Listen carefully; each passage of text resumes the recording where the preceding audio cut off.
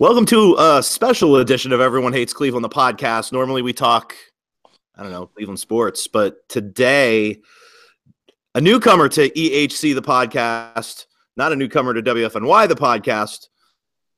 Actually, this is your first podcast, not counting all those little things Dom puts together. Jake Burns, what's up, man? Not much, man. Happy to join you. Pumped up. So, first of all, if you hear the name Jake Burns and you see it on the website and you're thinking Cleveland Browns, we are not talking about the Cleveland Browns, which probably everybody who's listening to Jake is probably like, thank God. We are going to actually podcast on the Browns, whether it's today or in the next week or so. But today we are going to do the very first EHC movie podcast. That's right. We're going to talk about Star Wars: The Last Jedi. So those of you that have gotten here by accident and are sick of hearing about Star Wars: The Last Jedi on Twitter and everywhere else, well, you should leave now because the next 45 minutes or so are going to be all about the latest Star Wars movie, Episode 8. Jake, let's just jump right into it. You and I both went and saw it opening night, and it's been 4 days since you've seen the movie. Obviously, you've probably I know you were on you were on alert on Twitter. You didn't see anything prior, but I know you've probably been getting barraged by Last Jedi stuff over the last 4 or 5 days. What are your initial thoughts now that you have had some time to ponder the movie after you? Because I know when you came blazing out of that movie, just like me, we were all gung ho. Everything was great. Where are you standing now? It's been 4 days. Yeah, it's been so much to take in, especially being removed from it, like you said, for 4 days. I keep thinking. I'm a guy like a lot of our listeners, readers. I'm a deep thinker, so I probably cared way too much. There were some things that bothered me, but overall, I thought it was just like about as outstanding as they could do if they were going to break the mold for what they've typically done, where we expect a certain formulaic thing from them. The same we got with Force Awakens, where people complained about it being predictable. We got away from that, and it's tough to find that middle ground for the traditionalists and the people that want something new. I thought it was outstanding. I thought that they did so many different things that we weren't expecting, while also incorporating some things that we were expecting. So overall, the first word that came to mind when you had messaged me back then was just groundbreaking stuff, I thought. Yeah, well, I like it. Almost seemed like with J.J. Abrams doing The Force Awakens, and he clearly was all about the homage to the first to A New Hope, basically formatted just like A New Hope, just kind of heading in a different direction, so that all of those old fans who have been waiting for kind of the with the prequels, I think a lot of people turned away from the prequels, whereas it was clear Abrams was looking to kind of grab hold of those fans again, and I thought he did a great job with that. Rian Johnson seemed to see the kind of the backlash, the month later backlash that Abrams kind of took for that from a lot of, I don't know. I mean, we could talk about, I seems like when we talk Cleveland sports, we talk about Twitter fans too. And I feel like we're going to end up there at some point, but it almost was like Rian Johnson spent a lot of time on social media, saw what everybody was expecting, and just decided to go a different direction. And I really like that. There was enough homage in there because there were several moments that we'll get to here in a few minutes that made me think of Empire Strikes Back, which clearly is a second film of a trilogy. They were maybe he was kind of aiming towards, but there was some Return of the Jedi stuff in there that I kind of thought was kind of cool.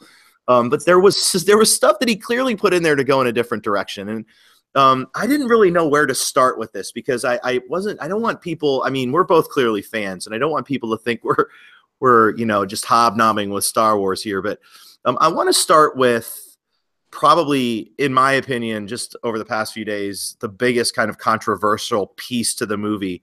And that's that casino scene at I think Cantu Bight was the name of the place. This seems to be the most controversial piece. And I just want to share this. I want to get your thoughts. Yeah. I went and saw it with my 13-year-old, my 15-year-old. And of course, when I went, I was old enough to remember going to see the original movies in the theater, but that's for another day. I liked going with my kids, especially because I do believe at the end of the day that all of these Star Wars movies are built for the younger kids.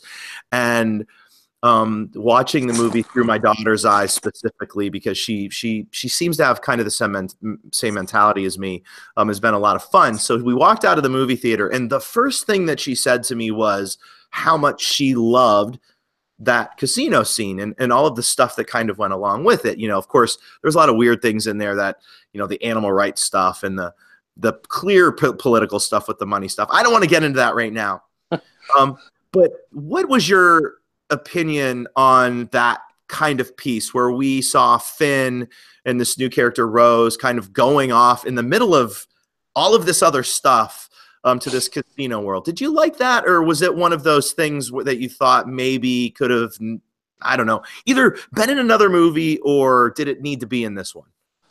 That's a good question. I've thought about that a lot, because there's the idea that the movie was a little bit too long, the 2 hours and some 30 minutes and some change. That's maybe a scene that you could cut out of it and still get where they were trying to get. I liked it. I thought it brought, just my feeling is the Benicio del Toro feel for his character brings a little bit of that Han Solo feel to it. Yes. And I like that. I like that feel. I want to see more of him in the next movie.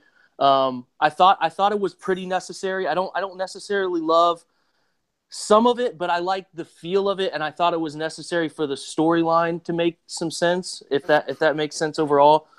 I'm big into what they did with the animals and the animal rights stuff. I think that was necessary. The people living off of choosing side, not choosing sides and playing both sides for money.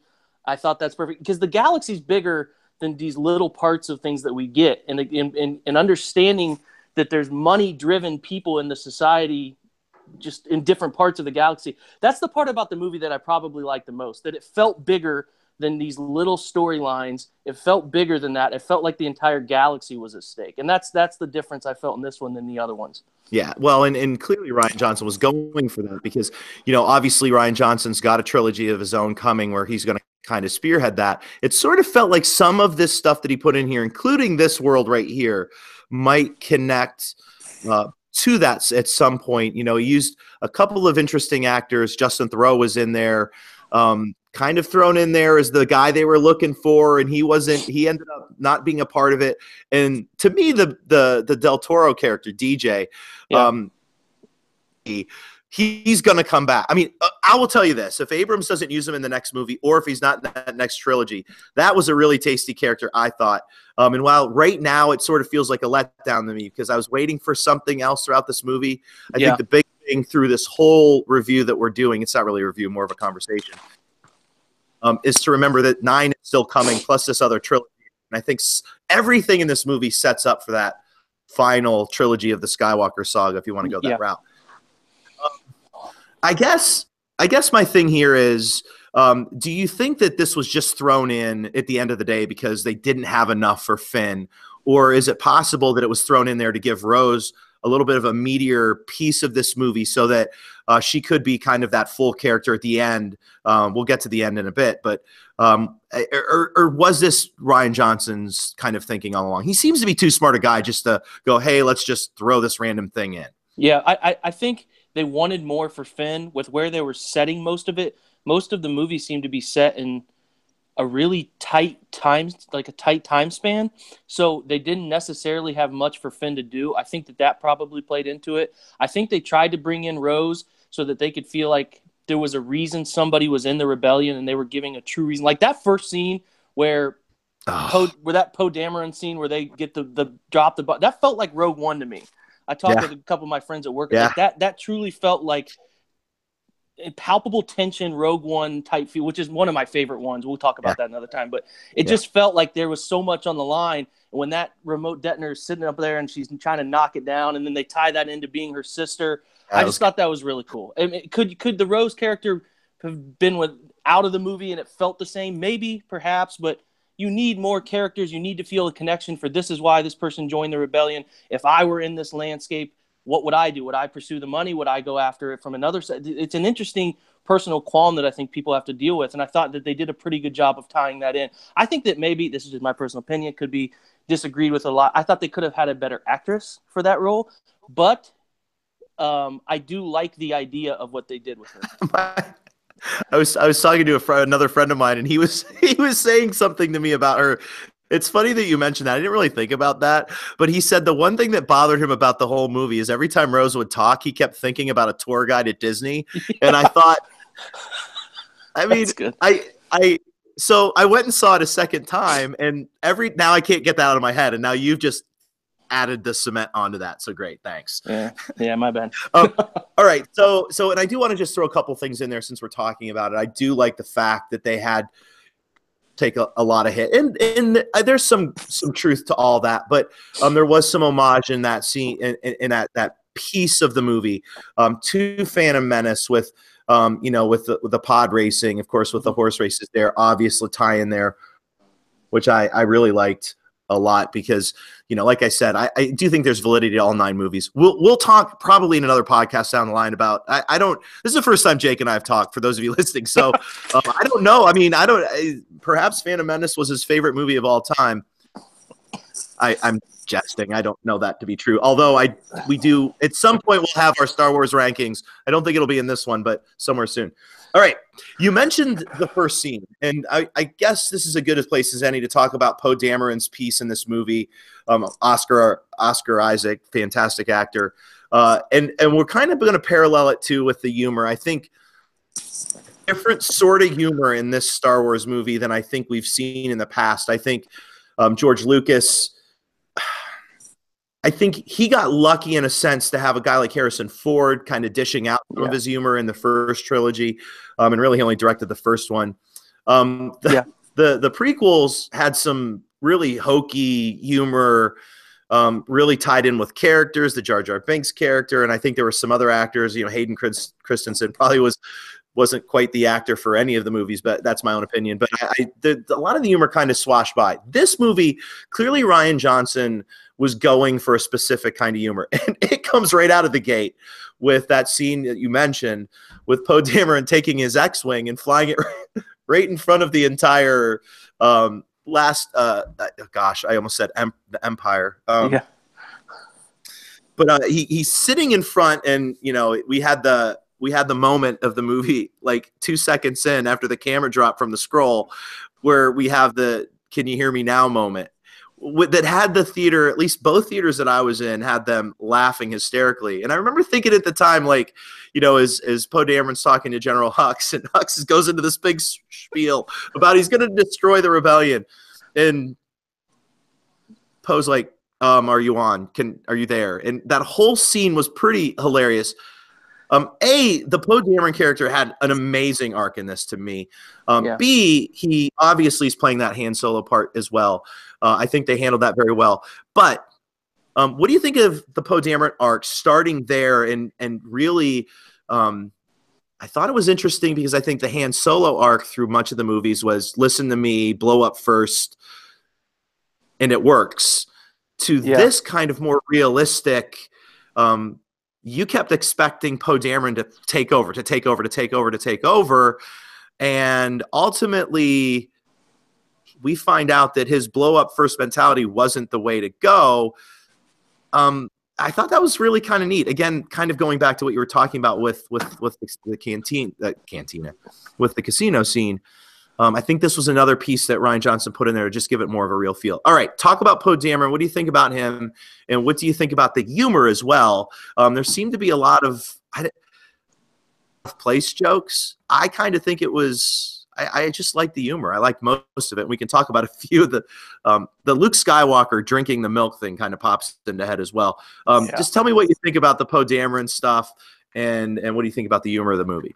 Yeah, no, so I thought it was ironic that the Force Awakens started with a little bit of Poe Dameron humor where he's down on his knees in front of Kylo Ren, and he's saying, remember he's saying, like, well, do you talk first? Do I talk first? Do you take the mask off? It was pretty funny. So they kind of did the same thing in 2 straight movies, which I like because my thought process is they have figured out that Oscar Isaac, like you said, is a fantastic actor, and they had to include him in more because that dude has a way of stealing pretty much every scene that he's in, and it's organic. It's not even necessarily character driven. Like if you've seen Ex Machina, some of the things that he's been in, where that dude just steals scenes, and he's powerful in an aura that's pretty natural. So I loved what they did with him. I liked that they, like you said, they arced it for him. So the very beginning, they get his humor, which is fantastic. I mean, it lightened the mood. Everybody's so serious and tense.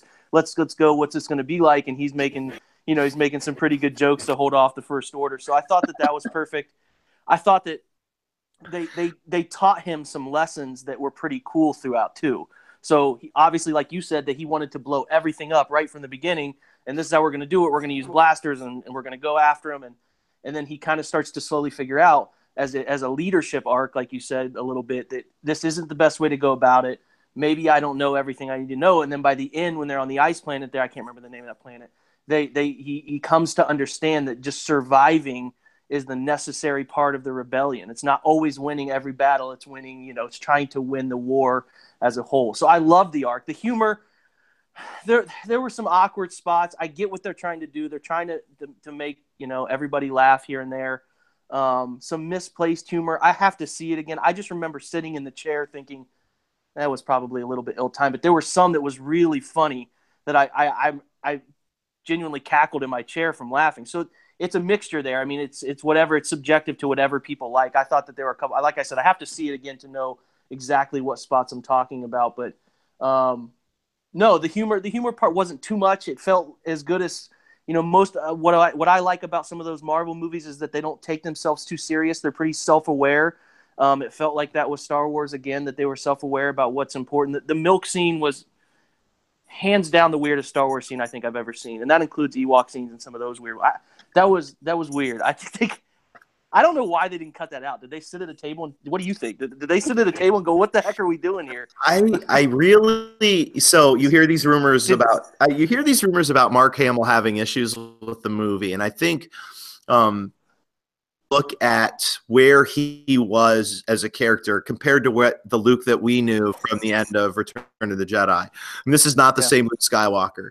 I think that Rian Johnson's whole thing here, not to get too geeked out about this, is we'll talk about Yoda, who makes, again, if you're this far in and you're worried about spoilers, so be it. But, Yoda, of course, makes an appearance. And I think if you look at Obi-Wan Kenobi in New Hope, you look at Yoda on Tatooine and Empire, and you look at Luke Skywalker in this movie, you see a real clear parallel of Jedi Masters who have exiled themselves for various reasons and who have been a little bit insane, especially Yoda on Tatooine, going back to that relationship. And I think Rian Johnson's clear purpose for the majority of that early arc between Rey and first time we've mentioned Rey, by the way. That's interesting. Yeah, between Luke, is that Luke was exiling himself and that perhaps he's lost a little touch because, talking about the milk scene, before I get into that a little more, the scene, the Phantom Menace ends with, I'm sorry, geez, I'm going to cut that out because I'm going to get killed for that. Force Awakens ends with Rey standing in front of Luke holding his lightsaber that we've grown up like talking about honoring something as fans, like this fantastic lightsaber that Obi-Wan gives to Luke that used to be Anakin's lightsaber from when he was a kid. We've seen it in every episode. She hands him the lightsaber, and literally his first thing is chucking it over his shoulder off the cliff. I mean, so you start there with Luke, and you realize that throughout this arc of him kind of showing off his insanity, drinking milk out of this green milk out of this breast of this, I don't know what it was, but I kind of think it fits kind of in hindsight, just kind of showcasing that Luke maybe wasn't quite right. And you had this kind of counterbalance of the old Luke with the new Luke, and you can kind of see him battling back and forth with that until we get to Crate at the end.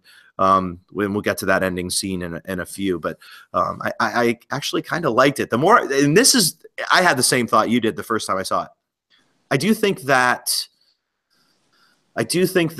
this is a movie that you're going to have to simmer with for a while and maybe see a couple of times and kind of really get what they were going for, because the whole Luke Skywalker arc is very interesting to me as well. I want to get to Rey, especially that scene. You want to know my biggest problem with the casino stuff was that it took away from the amazing opening segments between Luke and Rey. Mm-hmm. Rey playing the old Luke role of trying to get Luke to teach her how to be a Jedi. And I think that their relationship was I really enjoyed it a lot. I think that Rey was trying to smack him out of this stupor he'd been in for years and years. And of course, as fans, we're trying to figure out like what he did with Kylo Ren, with Ben Solo. I loved the relationship that they were building, and it seemed like every time we get to a good place, they'd skip off to Cantu, and Yeah.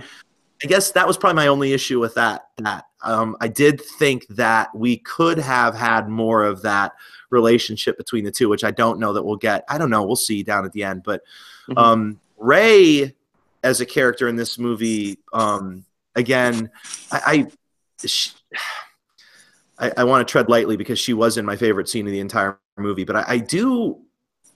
And she's a fantastic. Daisy Ridley is a fantastic actress. Again, Oscar Wilde, Adam Driver, Daisy. All of these characters these actors and actresses are so phenomenal. In this, which I think maybe differentiates it from some of the other movies as well. But what'd you think about the overall arc with Rey and Luke? Was it too much Tatooine from Empire, or was it enough different for you that it was okay? And what about Luke Skywalker? I think if I were going to be an old school fan complaining, I don't know. I kind of, as the Luke arc played out, I kind of wanted to see a couple of things that I didn't see. I don't know if I've mentioned this to you or not, but what about this early arc with Rey and Luke? What did you think about that? Well, the early arc was interesting. I mean, all those things you talked, you like you told everybody who's listening. This is the first time you and I have kind of chatted at length about some things, and I hadn't thought about how out of touch those exiled Jedi had become. So that's a great point.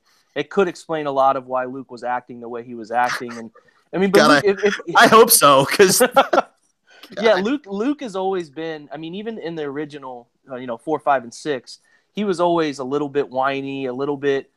I don't know, not out of touch, but just over over dramatic, I guess is what I'm getting at. And that's kind of the way I felt like Luke was still acting, like the lightsaber chuck over the shoulder, like self-pity. I'm not doing this anymore. The Jedi always fail. I messed up. I failed these people, so I'm going to sit here and pout. That's the Luke like that I was used to. I mean, people have always wanted Luke Skywalker to be more than what he is. Yes, is he the most powerful Jedi in the galaxy? Probably. That's what we're led to believe. It's tough to know with what's canon and what's not canon anymore, so you get a little lost. But that's what we believe. So it's like you get Luke, and it kind of fits. It fits with what I remember Luke being. Now, the very end, in the part where he's obviously self-transported himself, through the Force to a different location, was just about as fun as it gets. I was pretty broken up that he had passed at the end, but it makes sense for what I think they're trying to do with Rey. Like you said, the big thing I talk to people about is maybe the script wasn't perfect. Maybe it had some weird parts to it, but those two, the driving forces here behind it, and even Oscar Isaac to an extent, those two, Kylo Ren, Adam Driver and Daisy Ridley, are just fantastic. And every scene that those two are in together is like powerful stuff. Obviously, I think you were going to get to it, but that scene in the Emperor's chambers was about as jumped up as a scene as I've ever been in a movie theater. And I don't know, man, that was about as cool as it gets. I don't know where they go from there. I hate that we'll talk about this too, like a little bit, and we can talk about it now, but Rey's parents, I was hoping for something more with Rey's parents, for her to be that Force sensitive, to have very little training with the Force, and to be that powerful and that understanding, and to be able to battle, in the Force Awakens, to be able to battle one of the Knights of Ren, that guy, to be able to take him on in a lightsaber battle, her first real one, was just like, I have some qualms with how understanding you can be with the Force, but for her to be that powerful and to just be a daughter of two scavengers who sold her, just kind of, it rubbed me the wrong way. But then again, that plays to the part of, we don't always have to understand everything. Maybe people are just born with a high midichlorian count that we don't necessarily understand. So I don't mind that in a sense, but I guess deep down in my heart, I kind of wanted her to be a Kenobi, so it was kind of bothering me. But maybe we don't know who her parents truly are. So it goes everywhere. The original question was Luke. I liked it. I like what they portrayed with him as he was when we left him. I liked that Rey helped him overcome it. The dynamic of those two it was solidly done. Like you said, the jumping back and forth stuff, when it got to the point that it was like, all right, let's do this. When he's sitting around the fountain there and trying to explain to her what happened and why the Jedi should end, that stuff was pretty powerful. They would jump away from it, and then I'd have to jump back into it mentally, which is, first world problems. But this kind of, it is what it is. I thought that, like I said, the script was a little jumbled in some places, but the powerful scenes were about as powerful Star Wars scenes that I've ever seen. And like I said, that Kylo and Rey fighting the guard scene was about as cool as entertaining and cool a scene as I have ever seen in Star Wars. Okay, I agree with everything you said. I'm gonna hold off talking about the end scene at Crate for now, Yeah. because the end of the Luke that you alluded to, the end of maybe the Luke story. Well, clearly the Luke story of him being alive. I mean, obviously he'll probably be in 9 as a Jedi, Ghost Force or whatever you want to call it. But I do, those of you listening, we're jumping around because every time Jake says something, I think of 12 other things to talk about. So, coming back to the Luke piece, I think the thing that irritated me the most, and this is one of those things that they kind of flash to, and I got this expectation. They flash the X-Wing in the water. And of course, the minute I saw that, I'm like, if that thing doesn't get raised out of the water, I'm going to hate this movie. I'm going to hate it. I'm going to hate it with a passion, because I wanted to see Luke flying that X-Wing more than anything itself. And I wanted it to connect to Empire. And sure enough, they show the X-Wing and we never see it again. So again, Rian Johnson's almost like, here it is. Yeah, go away. So yeah, no, that's what I was. It's like there's some pieces, like you said, that they flash, or there's some things I wanted to know more about what happened at his training academy. Like there's that 20-year window that I just want to really understand. Like what happened to his green lightsaber? We didn't get the story from Maz about what happened and how she came into possession of the other lightsaber. Yeah. There's so many things I just wanted to know, and maybe we do. I wasn't obviously born when the Empire Strikes Back came out, so I don't know what that feeling was from the first one, or sorry, from 2 to 3. There were, and you can touch on it, but there were more things that you probably didn't know than you do know. So I get it. I'm just like, that's the things I wanted to know the most. You know what I mean? Yeah, well, I mean, the funny thing about, growing up in the early 80s with all of these movies actually coming out is we didn't have the internet. So Rian Johnson has to worry about everything. Whereas, I mean, when I was sitting in the movie theater watching Empire and found out that, and if this is a spoiler for somebody, well, screw you. You should have watched Empire Strikes Back by now. If the moment where we find out Luke Skywalker is Darth Vader's kid, I mean, you want to talk about mind-blowing. And then, of course, in Return of the Jedi, when we find out that Carrie Fisher Princess Leia is Luke's sister, I mean, those were mind-blowing events. And, Ryan, and we don't really know what J.J. Abrams was planning in this arc of this trilogy for that 9th movie. I mean, obviously, if this is truly the end of the Skywalker saga, I think there's a lot of things that perhaps they didn't want to play out in 8 that were kind of treading water to get to. And I think if Rian Johnson's job was just to tread water through this movie to get us to 9 without giving away too much, but giving us an incredible story, I think he did an amazing job of that. All right. Let's talk about Kylo Ren and kind of build up to that scene. Again, I think Kylo Ren does this really amazing job. Adam Driver, excuse me, does this really amazing job of playing Kylo Ren as this tortured soul. And I think that regardless of what we've seen throughout the first 2 movies, we clearly see a guy who's evil at the end of the day, but a guy who still has, like every Skywalker, that kind of that white kind of dragging at him throughout it. And we see it. I mean, obviously he kills his father, he kills Han Solo. And, I mean, I don't want to get into that movie yet, but he has a moment where he has an opportunity to kill his mother, to really kind of put an exclamation point right at the beginning of the movie, and he doesn't choose to do that. Again, I think he just sitting in that cockpit, he really played it well, and I love the idea of them bashing the mask so that we get that full Adam Driver effect. And then we go from there and we start building up to this Rey Adam Driver confrontation through this really kind of cool thing they add that Rian Johnson and perhaps Abrams added to the Force, this Force connection that we see throughout the movie, which I haven't really seen a lot online about this. I can imagine it might annoy some people. I thought it was amazing add-on. I don't know what you think about that. What do you think about the Force connection where we had Rey and Rey and Kylo throughout the movie from beginning to end? First through Snoke and then through each other, of them literally wherever they were at being able to talk to each other, not only talk to each other, but almost physically be present. What'd you think of that? Yeah, wild. Really cool add-on to what the Force can do. I hadn't thought of that. So when it happened, I thought it was really neat. I do wonder, like you said, it seems like Snoke brought them together. Did he actually do that, or did he just see it happening because like we talked about, or you had just mentioned, I'm sorry, it kept happening afterwards. So I don't know. And then that puts me on a whole nother tangent. I love it personally. I think it was really neat. Makes me think there's more to those two than we understand. It takes me to Snoke. I want to dig deep on that dude because that is the biggest movie failure to me so far. If I had one thing I could change or one thing I would gripe about, it's that we had an actual villain that we could care about that was kind of cool, like not Darth Vader cool, but he was mysterious.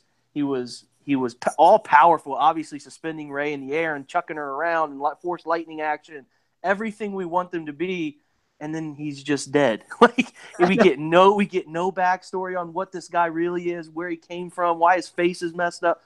There's so many theories that I read going into this movie about who that dude actually was. I wasted countless YouTube hours on this guy, and then he's split in half with his tongue hanging out, and I was so heartbroken, man, because that's the thing about like the Marvel movies. I'll touch on those again, but there's no real great villain. Now I have hope for Thanos in the next, obviously the Infinity War, but there's no great villain. We need villains, and Snoke was like that dude. I thought he could be the guy, and it fell apart. I think Kylo, like you said, to kind of go back and answer your question, I get off on tangents. I'm really sorry, but that's the point. That's the point of having. See, that's the point of not doing a straight review and just having a conversation. Hopefully, someone can listen to this and go, "Yeah, I agree with them," or "They're crazy and insane." Which is most likely true.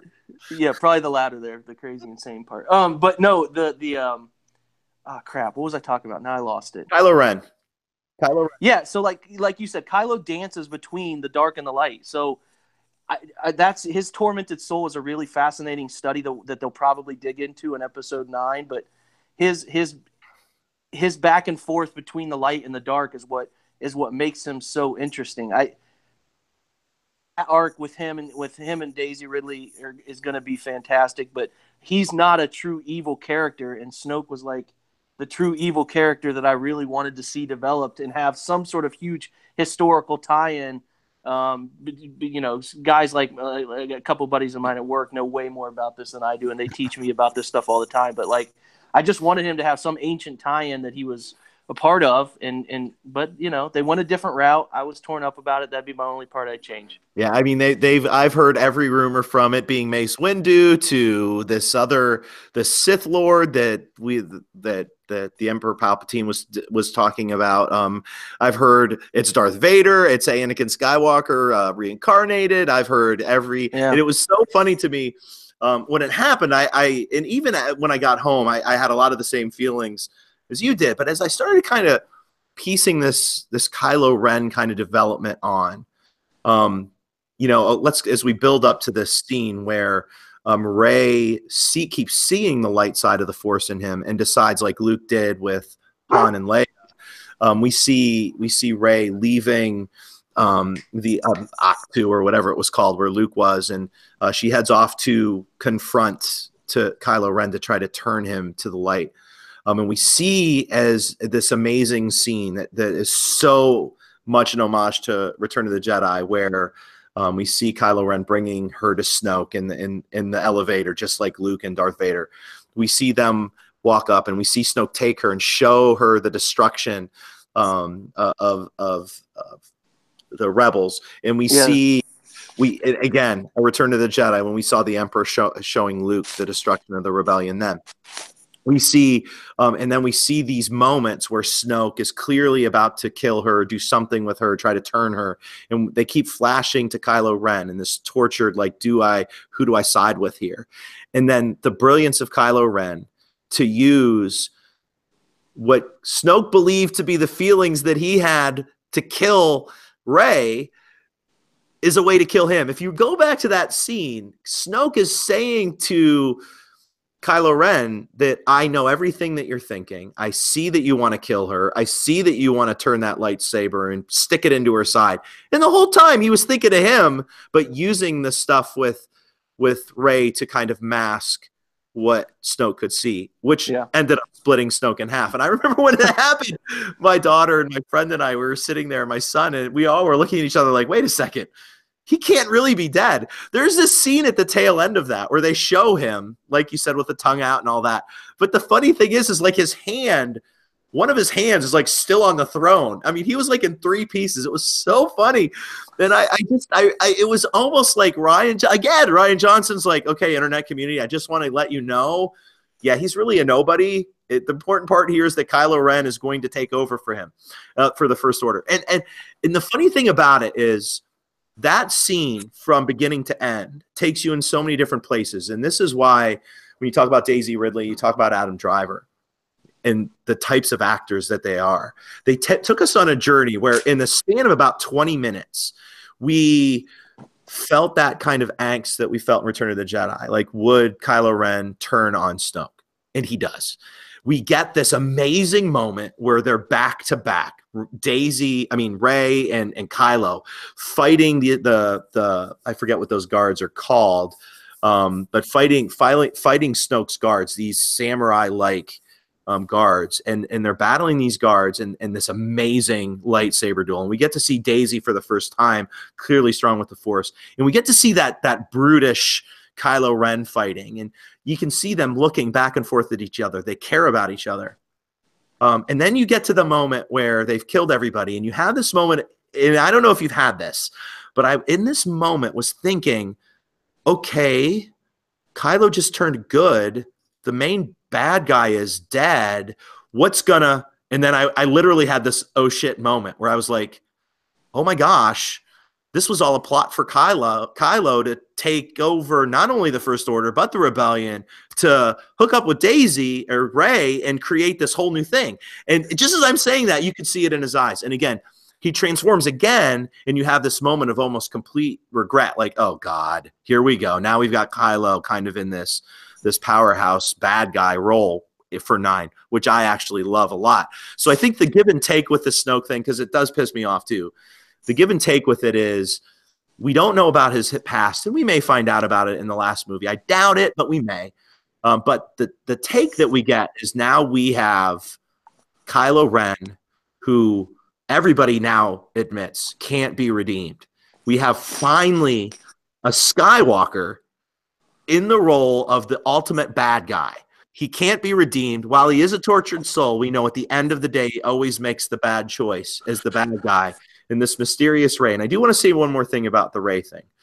It's funny to me that I think everybody that I've talked to, including you just now, and maybe even a little me, assumes that what Ben Solo, what Kylo Ren saw, was reality. And I just want to point out a couple of things. And this isn't really old school Jim talking either.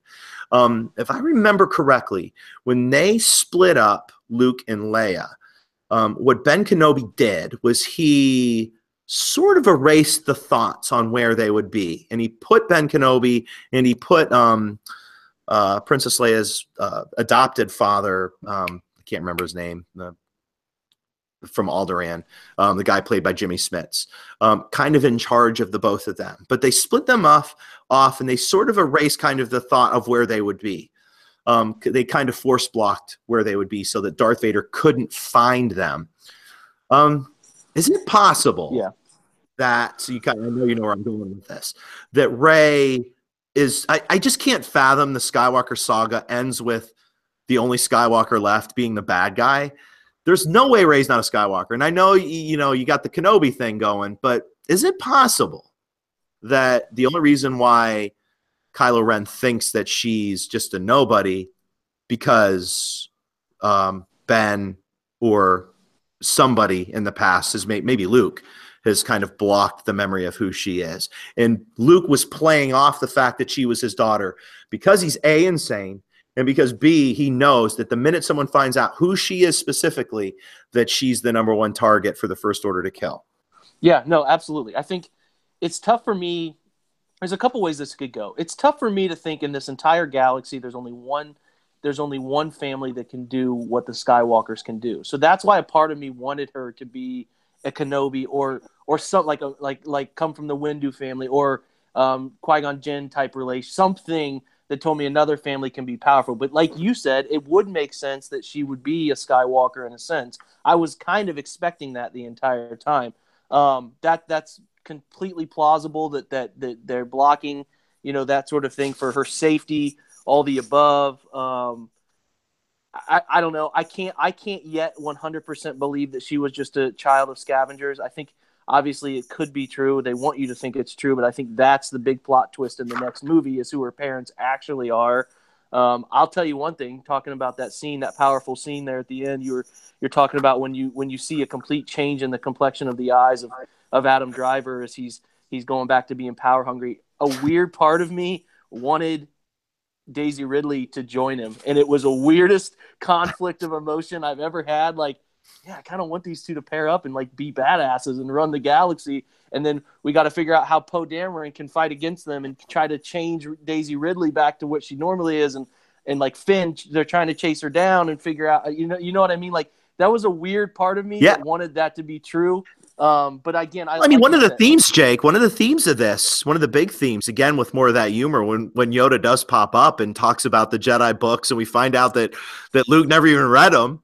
I think one of the interesting pieces to all this, and I think when we saw the Jedi Order, the Jedi Council get kind of decimated by Anakin. I think one of the big kind of themes actually through 4, 5, 6, 7, 8, 9, even though we didn't know it in 4, 5, 6, is whether or not the Jedi are even good. And that's an interesting point because I think it would have been an interesting arc to have the Skywalkers or Ben Solo with Rey as kind of the Jedi, Sith, or whatever. And then you have kind of the rebellion who believe in the Force, using the Force maybe in a different way, fighting them as kind of more of a human element. I think that would have been an interesting way to go. And it would have been fun to watch kind of the havoc that Rey and Ben Solo, Kylo Ren could have provoked. I'm sorry, I didn't mean to interrupt you there, but that I never really thought of that. That's a good point. yeah, no, it's an interesting. I thought that would have been like the kind of biggest plot twist they could have thrown at us. But again, I like how they tied it together at the end. It could go a million different directions in the next one. It feels like it's going to be a salvage Kylo Ren type of movie next. What they can do for his character, how he can come out of it, redeem himself.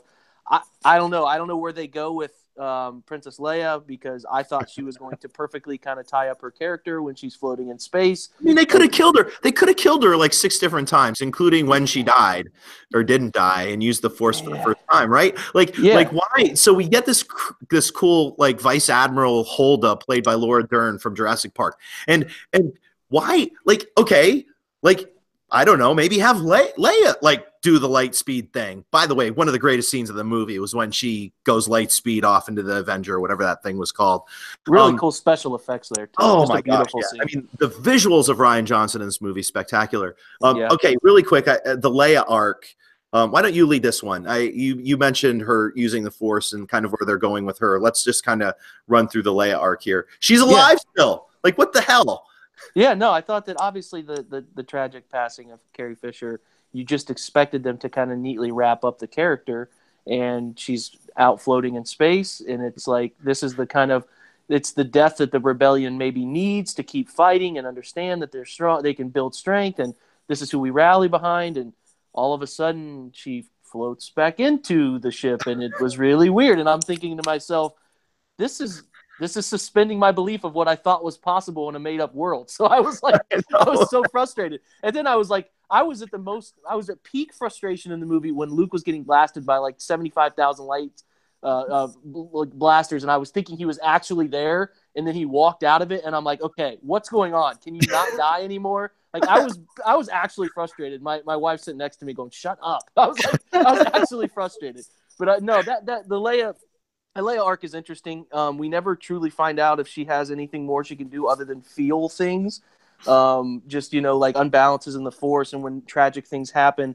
I never thought Carrie Fisher got enough screen time in her younger years and in her currently still working now. I don't know how they're going to do that, but in this movie too, I thought she could have gotten a little bit more time, but no, the only scene that bothered me of hers, I thought she was her calm, collected self. She did it really well with the scenes that she was in and managing Poe's fiery, let's go blaze them down type of atmosphere. She did great with that. It's just the scene where I thought they could have perfectly put a bow on an awesome character, kind of as, like I said, that rallying force that the rebellion would need. And they brought her back in, and I was just really confused by it because I thought it was going to be perfect. So I don't know. Take it from where you will for that. That's just my opinion on it. Well, and she's she's on the Millennium Falcon now, so God bless him. Kathleen Kennedy. Oh gosh, I'm getting this wrong. Who runs the Star Wars stuff now? I Kathleen? actually I I can't don't know remember. actually. I can't remember her name, but anyways, she said that Leia was or Carrie Fisher wasn't going to be in nine, which to me poses a tremendous problem because are you seriously going to kill off Leia in the scroll at the beginning of nine? Like to me, that's a major mistake. But then again, I don't know that you can CGI one of the three hallowed characters of Star Wars. So she also said they weren't going to do that. So we shall see. Yeah, She's I don't not. know how they do that. The CGI thing opens a lot of doors. With we saw in Rogue One, and we saw it twice in Rogue One. That kind of Yeah, opened the door that they can keep somebody running for short little spurts there. So yeah. I don't know, man. I would hate to see them enter a character the way you said. We don't actually figure out what happens to her, and God. that would suck. So okay, so we I want to talk about this last scene, this crate scene, and it's funny. A friend of mine who had not a Star Wars fan at all in the least, went and saw it and said, "Why did they have this scene in it? It could have been over long before this." And I even kind of thought, I'm not used to a 2.5 hour Star Wars flick. I actually enjoyed the fact that it was 2.5 hours, and I've seen it multiple times. So okay, so let's talk about this last scene. Obviously, look this salt flat planet that has incredible tie-ins to, of course, Hoth from Empire Strikes Back. I mean, they didn't have AT-ATs. They had these new things with the saber teeth in the front that I don't know what those things were. But again, obviously a scene that kind of, again, made me think a little bit of Rogue One and a lot of Hoth, where we have Luke come back. The first thing I want to talk about here, and I know we've been going for a long time, so those of you that have made it this far, thank you. But I do want to say that the first thing I want to mention about this, the thing I love about this movie is the unexpectedness of it. We're literally sitting in this old rebel base with, I don't know how many people were in that base, 10, 12. This is the end of the rebellion. These are the last 12, 15 people in the rebellion. And for the first time in all of these movies, I actually thought to myself that if we have a wrong move here, the rebellion's literally gone. Like all of the major players are there. The only person who can save them is Luke, who eventually shows up. Did you like that? I loved that piece to this, where as the reverse pyramid started going, and that's where this post storyline comes in. Where he does blow up the big First Order ship. However, they lose all of their bombers and all of the people that they lost. This is the first movie, maybe ever, in the Star Wars canon where I take it back because Rogue One definitely plays with this, but where body count becomes important, where every person that dies gets us that much closer to the rebellion being over. Until we get to the end when we realize that the rebellion's probably never going to be over because of everything that we talk about, specifically with Leia talking about how nobody came to see, but then the tie-in from Cantu with the ring, and we see the Force and that little boy kind of hearkening back to Anakin. Did you like the fact that they literally were down to their last breath?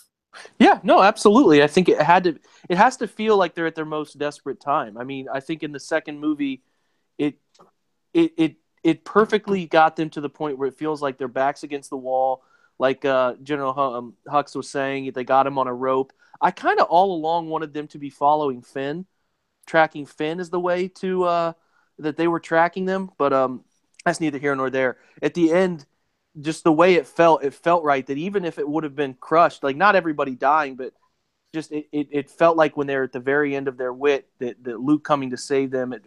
I don't know. I guess what I'm trying to encompass is that it all felt right from the standard of they're at their very worst time, and Luke's kind of sacrifice. Whatever Luke did, obviously, it was so much of something that it cost him his life, and he saved them. And they're like you said, their most desperate time in an old rebel base. It felt right. I think that scene was paramount. It tied the very end together. Them escaping, Rey coming to kind of save the day at the very end, getting them out, and you could see that Rey's starting to understand her powers and how to shift things around. Yeah. And it was a perfect. If they would have ended it after the sacrificial scene where she flies in the lights, it would have felt empty to me. I needed to know a little bit more. I got a little bit more from Adam Driver of his just overall obsession with Luke Skywalker and trying to kill him. Jeez, Yeah. that was amazing. That was Yeah. absolutely amazing. General Hux, we haven't even talked about the humor side of him. Maybe that's for another podcast. But we Yeah. talked, the General Hux character kind of being the humorous side of the First Order. That scene when they're standing in that ship and Adam Driver's has everybody, as you mentioned, like try to destroy Skywalker, and Hux looks over at him and goes, "Do you think?" I forget what he said. He's like, "Do you think that's enough?" Yeah. So they stop firing, and the smoke clears, and there's Skywalker still standing there. And I remember thinking, we didn't see necessarily the Kylo Ren of the first movie where he was throwing fits in almost every other scene. Yeah. We see this development, but we do see the fit there with that. He goes down, and we see this. I mean, it was epic. This moment where we see Kylo Ren, the student, in front of the master Luke, who did try to kill him, even though he stopped. And we see this epic moment where there's this confrontation, and we see Kylo Ren slicing Luke Skywalker in half, reminiscent of Obi-Wan Kenobi and Pope. And of course, he turns around and Skywalker's still there, and then he sticks the lightsaber into Luke, and see you around, kid. That fantastic line from Mark Hamill to Kylo Ren, and we see him disappear, and we realize that he's been on Ahch-To the whole entire time. This transference of this Jedi Force. Pretty amazing stuff, including the fact that we got to see Luke and Leia talk to each other for the very first time, where Luke was able to place in Leia's hands Han Solo's dice that he used to have hanging from the Falcon. And it was so tangible that she actually had it in her hand and thought it was real. And again, this leads me back to Luke being able to block out who Rey is. And then it disappears once we realize that Luke passes on. That scene to me was epic, except for this. How in the hell do you have Luke Skywalker in a movie and he doesn't get a real saber battle? Are you kidding me? We got to see a couple of little movements, and we know what they can do with CGI because obviously Mark Hamill can't do this. Oh my gosh, I didn't get to see him in the TIE or the X-wing. I didn't get to see him have a real saber battle. Come on, man. I mean, I'm about to go on an epic Carlos Santana rant here. This is the thing. This is the one thing that really kind of, and this is again. Talk about first world problems. The one thing that pisses me off is I wanted more for Luke, but I'm old. That's me. No. You're right. But I think that if we're thinking about, and you're right. I mean, I would have loved more from Luke. I wanted him to be in a lightsaber battle. I wanted him to be doing jumps and different things that that's my dude that I've always thought about for the last 25 years. But at the same time, I think Rian Johnson, my thought process on it, because I was talking, I go with a couple friends. We always go to these premieres and we're walking away talking, is that they wanted to shift the focus off of Luke and shift it to the future. And they didn't want to give it too much of Luke. You know what I mean? And you probably thought of this, but they were just trying to move it forward kind of thing. But yeah, I mean, just an awesome scene with the see you around kid. They nailed that part of it. They gave Luke the Han Solo line. I mean, that's a Han Solo line. Sorry, man. Yeah. I mean, that's all Han right there. That is the see you around kid. As a matter of fact, he did say that to Luke. I'm positive. Yeah, didn't he say it at the end of A New Hope when he's supposed to be leaving? Yeah, and he ends up coming to save him or something like that. Yeah. No, I actually that's an interesting tie-in because of course that's his kid. So very nice. Yes. But you're right. I mean, they do shift because he gets his moment. And just imagine this, Luke Skywalker's whole point in all of these movies is to get to this point, to be that little bit of a diversion to get Rey, Leia, and the rest of Poe and the rest out of course, the base that they were kind of locked into. All right, that leads me to this. As we kind of wrap things up here, and I kind of think, Jake, maybe a month or two from now, we come back to this movie, let you get to see it another time, and we jot some notes down and get an official outline and maybe do an official review. So we'll come back to this because there's lots that we haven't talked about here as well. And, the rumors are going to start to fly out soon anyway, so we'll probably have those to talk about too. But overall, at the end of this, I guess if we were to give it out of 10 or out of 5, let's go out of 10. Let's go IMDb here. We're not even a week out on this movie. what are your thoughts out of 10? Like, how would you score this? You know, the official, unofficial WFNY Jake and Jim review. Like, what would you score this out of 10?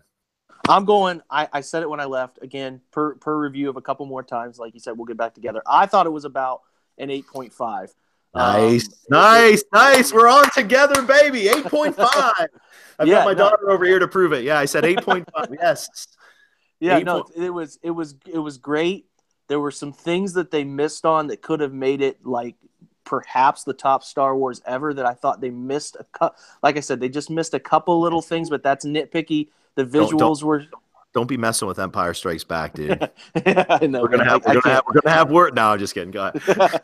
No, the visuals were fantastic. The humor was a little bit much, but at the right times it was good. The acting was good, and I think that's underestimated in some of these. And aside from a couple little script problems I thought the script was really good too. So an 8.5 feels really fair. It was certainly better, more entertaining for me than The Force Awakens. I thought it was more entertaining for me than other than 5, it was better than 4 and 6. Probably actually not A New Hope. I don't think it tops A New Hope, but it was better than the prequels, other than the second half Revenge of the Sith, because everybody just needed to see how Darth Vader became Darth Vader. So it's up there. It's up there in the top 4, which is pretty dang good considering how many they've made. I have a soft spot, and we need to talk about this.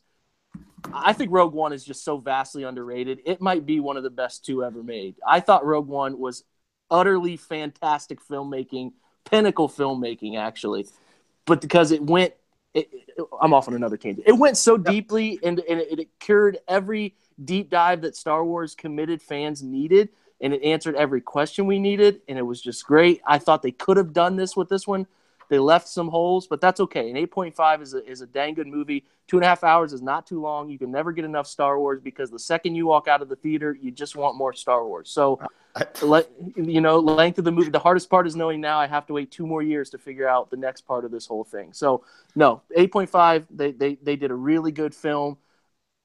Could have been a little bit better, but I have no real issue with it. Well, we're gonna have to do a Rogue One podcast here, because I think I've had this conversation with all of my friends that of all varying ages when the Star Wars pantheon. I think if you took the name Star Wars off of Rogue One and you just went and saw Rogue One, and it was a science fiction movie with this fantastic plot where this rebellion was trying to get something from this evil, like, something. I think if you go and see that movie, I think that movie as a standalone does very well. I mean, it's not obviously going to do, 500 million, 800 million, 1 billion, whatever it did. But it's going to do, if you spend 150 million to make the movie, it's going to get you, a good 150 million in profit. That was a good, really good movie.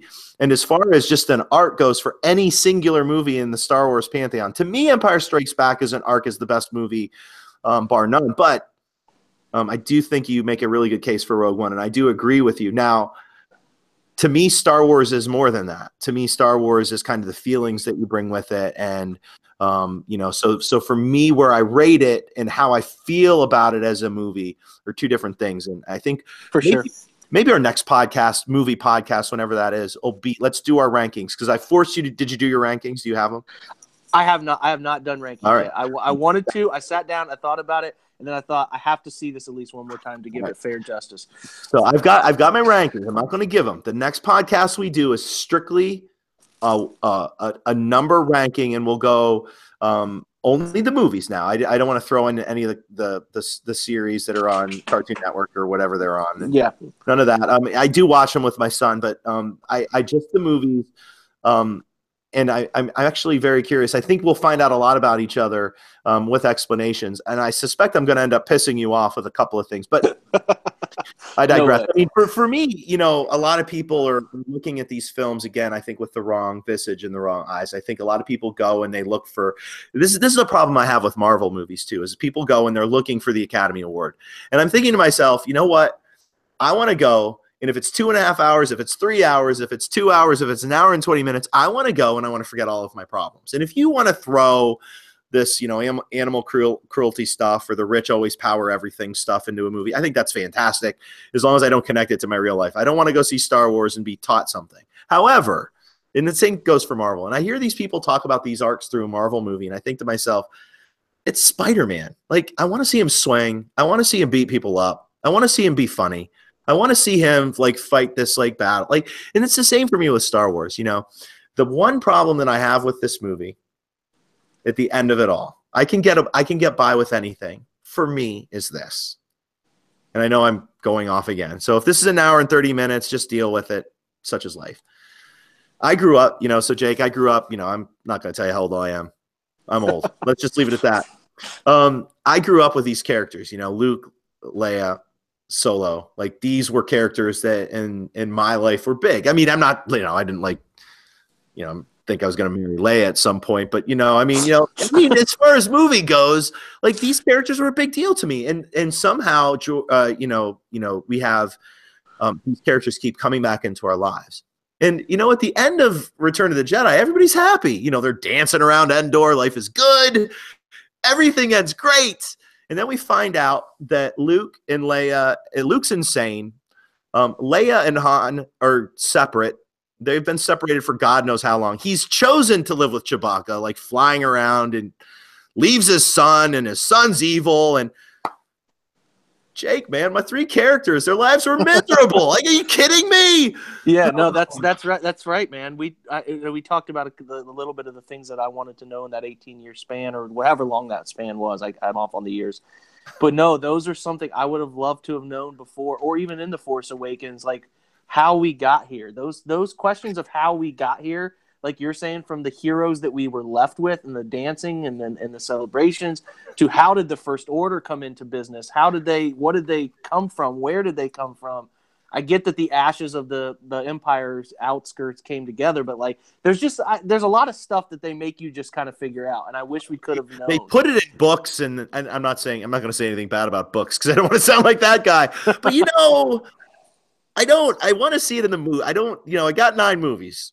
That's what I want to see it in. I don't want to have to go and read like 12 novels to find out who all of these people are. Just give it to me. Sure. I was reading somewhere that apparently Poe Dameron's parents fought at Endor, or his dad did, or something. Like, where was this? And apparently it was in a comic book series. And I'm thinking, oh, no. You really maybe give me something. And who knows? Maybe in the next 10 or 15 years, we'll get a series. Maybe we'll get a series on like FX now that Disney owns that.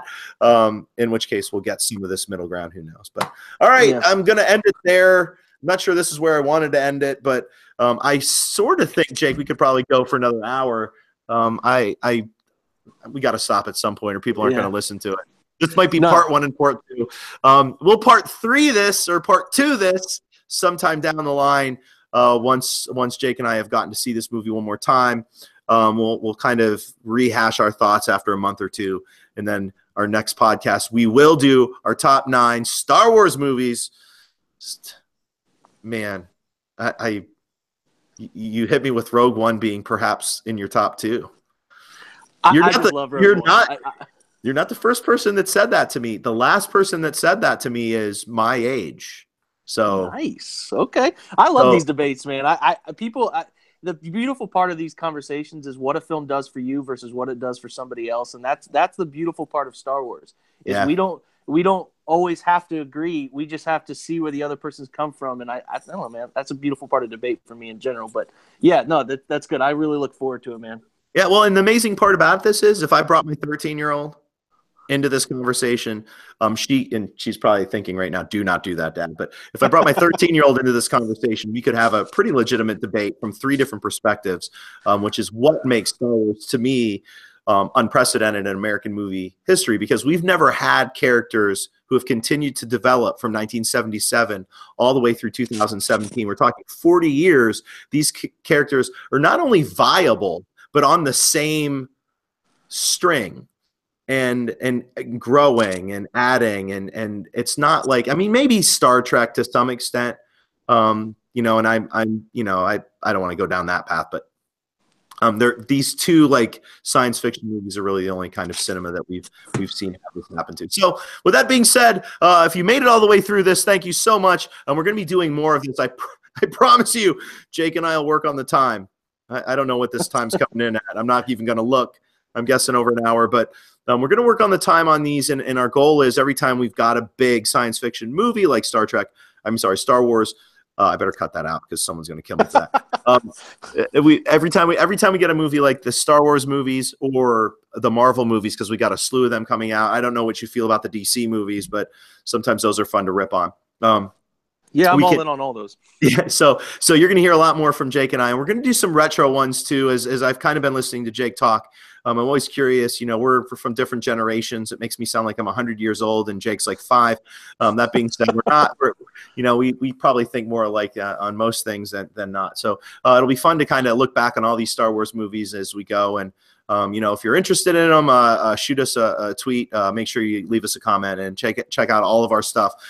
Most of our stuff is sports related. I promise you the very next podcast that Jake and I do will be about football and about Cleveland sports, not about Star Wars, although perhaps since we're going to be talking about well, I mean, if we could figure out a way for the Browns to use the Force, that would be fantastic.